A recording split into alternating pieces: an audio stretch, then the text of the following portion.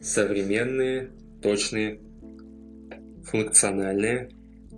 Это честный обзор часов Coros Space 2. В видео мы распакуем этих красавчиков, определим, что их объединяет с Apple Watch, проверим точность отслеживания GPS и встроенного пульсометра на тренировке с другими часами, телефоном и нагрудным датчиком Polar H10. Расскажу о вещах, которые мне понравились в этих часах, и о вещах, которые не понравились и нужно Coros доработать. Coros — это американский бренд, который сначала специализировался на шлемах для спорта, а затем начал выпускать часы.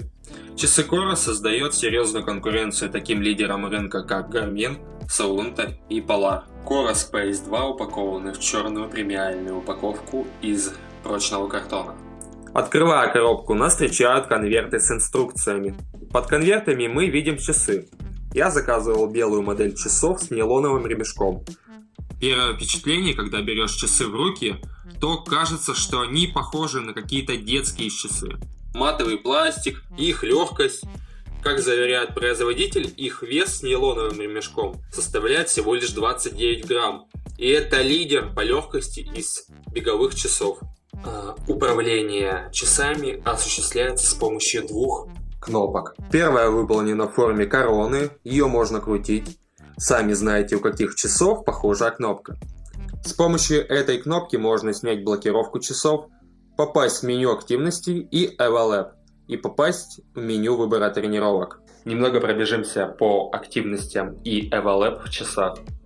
Evolab — это платформа, встроенная от Coros, которая помогает нам оценить нашу физическую форму, утомляемость, производительность. И это нужно для того, чтобы сделать наши тренировки максимально эффективными. В ходе и после тренировки любого типа Evolab оценивает тренировочную нагрузку, уровень интенсивности и рассчитывает необходимое время на восстановление организма.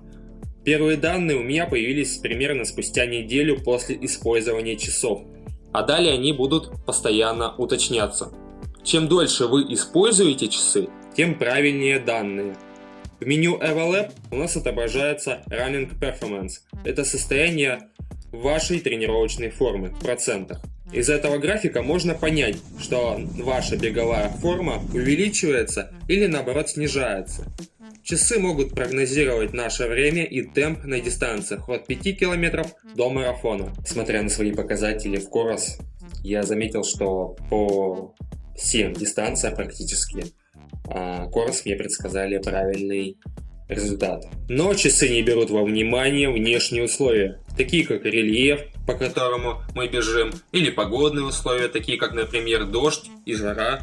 Понятно, что если вы будете бежать по снежной каше, то при сохранении того же темпа бега наш пульс будет выше, а значит состояние формы покажет ниже. Далее идет усталость организма. Еще один показатель. Наша беговая форма улучшается под нагрузкой, а нагрузка равняется стресс. Часы умеют подсчитывать наш стресс и показывать, стоит ли нам прибавить в тренировках, либо нам нужно немного снизить нагрузку. Следующее идет это recovery, восстановление после тренировки, показывающее в процентах от 0 до 100. Часы подсказывают, через сколько можно проводить следующую легкую и тяжелую тренировку, например, интервальную. Эта функция полезна тем, что, соблюдая требования часов, мы не перетренируемся. Далее меню активности за день. Здесь часы показывают, сколько калорий мы сожгли за день, сколько шагов прошли, насколько поднялись этажей и сколько минут за день у нас была похожая на тренировку нагрузка или та же тренировка. Видимо, часы, основываясь на датчиках, умеют подсчитывать, когда мы тренируемся, а когда нет, даже без включения определенного режима тренировок. Далее информация о пульсе. А тут уже интересно. В часах Coros можно поставить измерение пульса каждую секунду, то есть в реальном времени.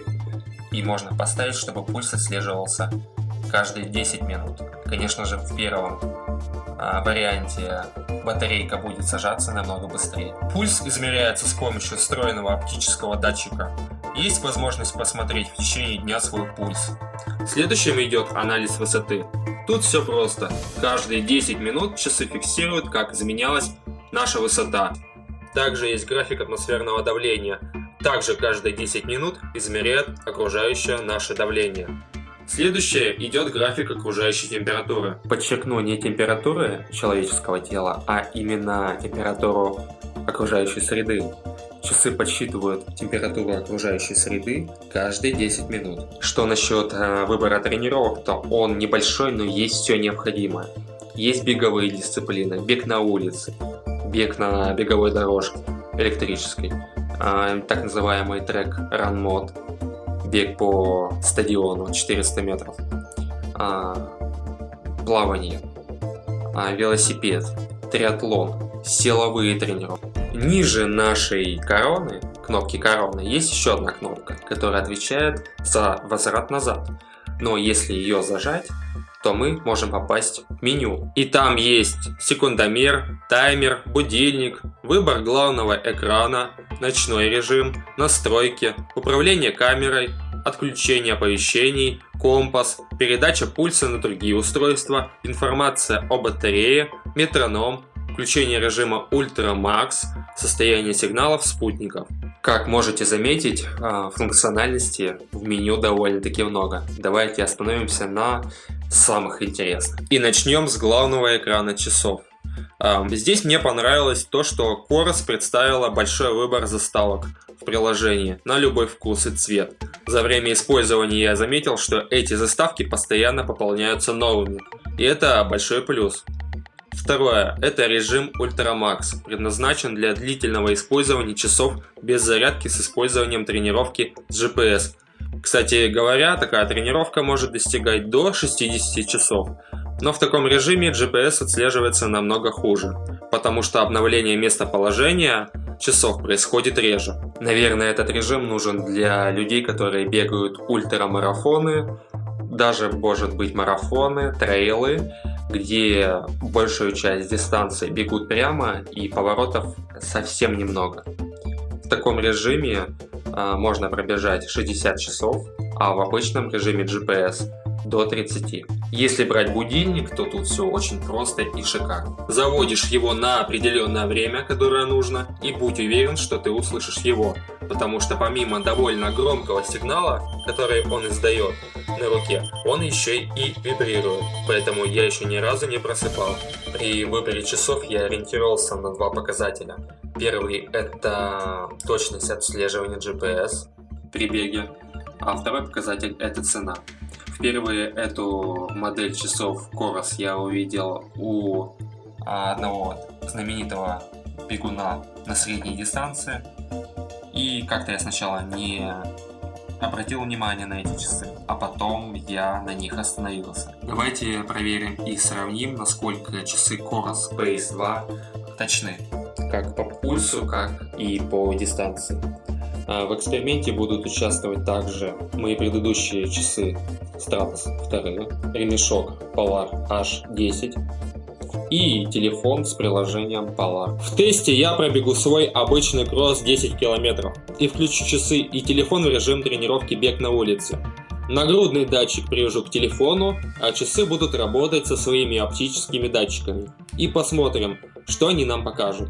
Когда включаешь режим бег, то часы начинают анализировать наш пульс с помощью оптического пульсометра, и начинается поиск спутников навигации. На мое удивление, поиск спутников, отслеживание в режиме бег на улице занимает до 10 секунд, и это не может не радовать.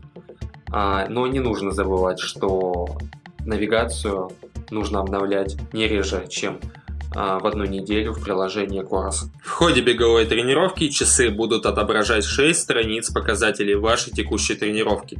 Эти страницы можно настроить как душе угодно.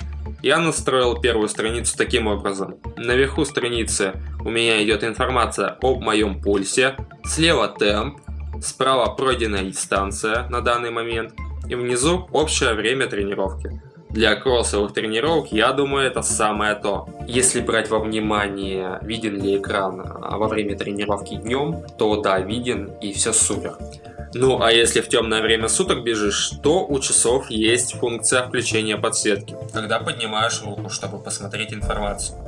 Но подсветка бывает срабатывает через раз. Иногда приходится дополнительно поворачивать запястьем, чтобы подсветка включилась. Во время тренировки приходит оповещение о пройденном километре в виде графика и вибрации.